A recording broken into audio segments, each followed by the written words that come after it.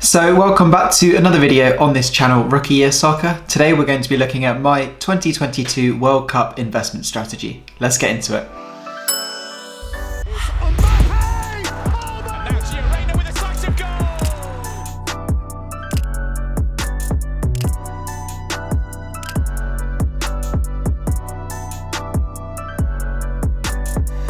So before we get into the full video, I'd just like to say that over 50% of the people watching this right now aren't subscribed. So if you do enjoy my content and you like the videos that I put out, then make sure to hit that subscribe button. It helps the channel so much, and I promise I'll keep bringing you loads of great content.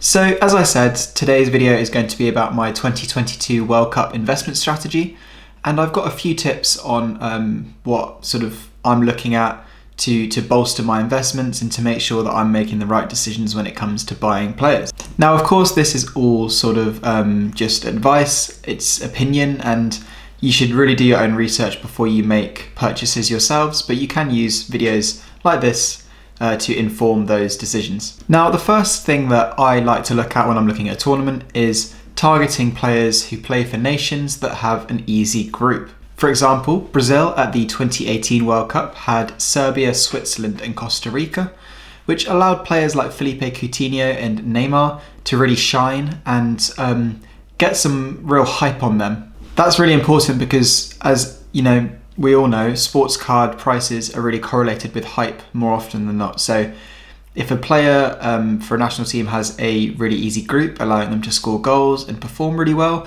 then that can really sort of help their card prices too, and it helps put you in a good position for flipping these players during the tournament. However, it's really important that you diversify. You don't just focus on one nation because you think they have an easy group. Portugal had a seemingly very easy group at Euro 2016 with Hungary, Iceland and Austria. And they, although they ended up winning the tournament, of course, they nearly crashed out in the group stages. They had 3 draws. They didn't win a single game. So you have to really diversify, make sure you don't just focus on one team. But if you want to sort of load up or place more money into a team that has an easier group, I don't think that that's an awful idea at all.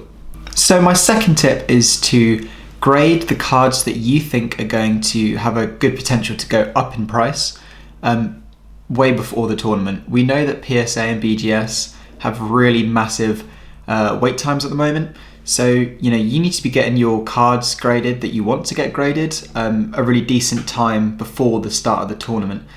This means that you can capitalize on players' hype before the tournament or during the tournament. It means that you won't miss out on price hikes. If you have raw cards, you can also flip them, of course, as well. But graded cards of players like Kai Havertz, Gio Reyna, should the US qualify, Kylian Mbappe, all of these players, they'll be in really high demand during the tournament. So you want to make sure that you have some graded cards on hand to quickly flip. So a great example of this is Bayern Munich's Serge Gnabry.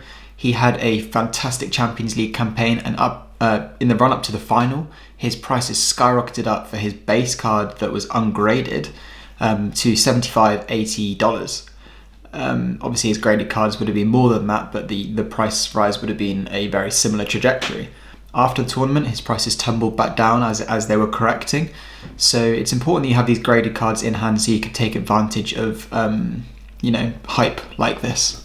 So my last tip is focus on the US men's national team. Now, some people watching this might be groaning, thinking they're overrated, but to be quite honest, I think that it's an irrefutable fact that this team is going to be one of the key drivers behind the soccer card market for the next 5 to 10 years, if it even lasts that long. I think definitely for the next 5 years. Whether or not you think that these players are going to become superstars is, quite frankly, irrelevant. It just is. This is the first time that the US has had a young, exciting team to get behind. These players are playing all across Europe in top clubs. There's going to be more coming out of academies and sort of into the limelight over the next few years as well, I'm sure. And yeah, it's irrelevant if you don't think that they're good players, if you think they're overhyped. The fact is they are going to be the first ones to receive the hype. And if I was a US soccer fan, I'd be absolutely thrilled. I've finally got a team that I can get behind and get excited about. And to me, until they're proved wrong at a major tournament, I think that hype's going to keep going up. Personally, for me, I'm looking at players like Gio Reyna, Weston McKennie, and of course Christian Pulisic, hoping he can stay fit. But yeah, the US men's national team is going to be an integral part of my investment strategy for the next World Cup.